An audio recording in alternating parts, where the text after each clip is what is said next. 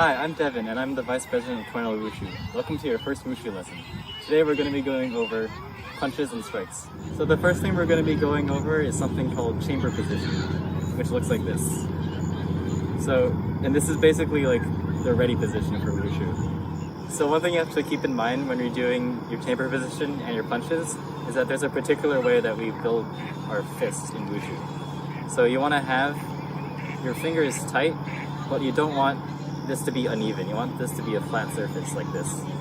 And the other thing you want to keep in mind is you want your thumb to be tucked in front of the fist and not over your fingers and not inside. So it looks like this. And that's the Wushu Fist.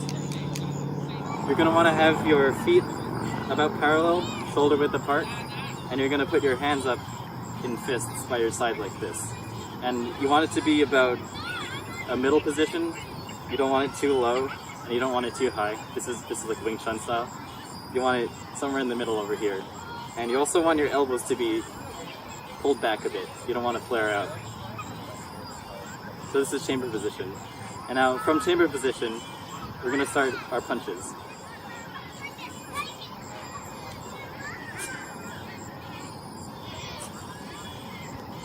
So what you want to do is start slowly.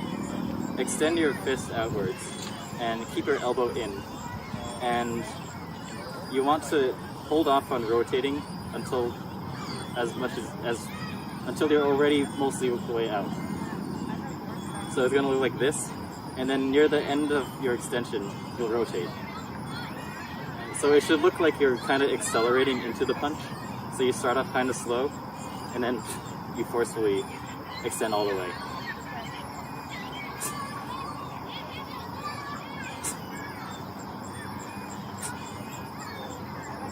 So that's punches.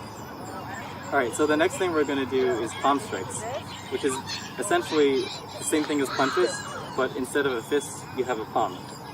So this is introducing something that we call Wushu palm, which is you have your palm out, your fingers are together, and they're flat, and you tuck your thumb in towards your palm. You want to make sure your thumb is like on your palm and not like over here or out. Tucked in.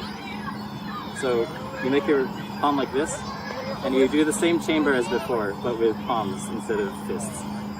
And then for the actual palm strike, the arm motion is similar to the way that you punch, but then when you do the striking part, you turn and you strike with this part, like the blade of your palm. So it's not head on, it's a little bit angled. So it's going to look like this.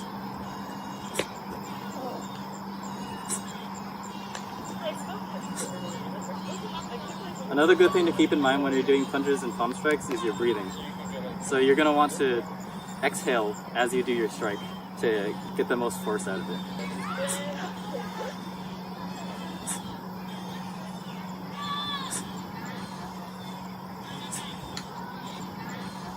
And that's palm strikes.